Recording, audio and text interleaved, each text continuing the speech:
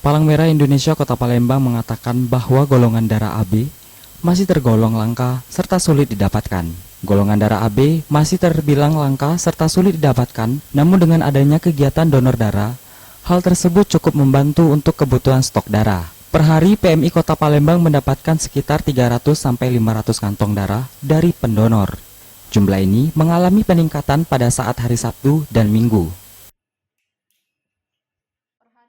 Estimasi kebutuhan darah per hari di Kota Palembang ini kurang lebih 150 sampai dengan 200 kantong. Tapi untuk yang kita dapatkan berfluktuasi, antara kalau sedang ramai mungkin bisa sampai 300 kantong, tapi kalau saat sedang sepi dari kegiatan bisa antara 50 sampai 100 kantong. Kalau golongan darah juga berfluktuasi, sebenarnya tergantung jumlah pasien yang ada di rumah sakit dan juga ketersediaan stok kita. Untuk golongan darah A, B, dan O itu biasanya lebih banyak daripada golongan AB. Memang orang yang memiliki golongan darah tersebut. PMI Palembang menjadi rujukan utama seluruh rumah sakit di kota dalam penyediaan kebutuhan darah, termasuk golongan darah langka seperti AB.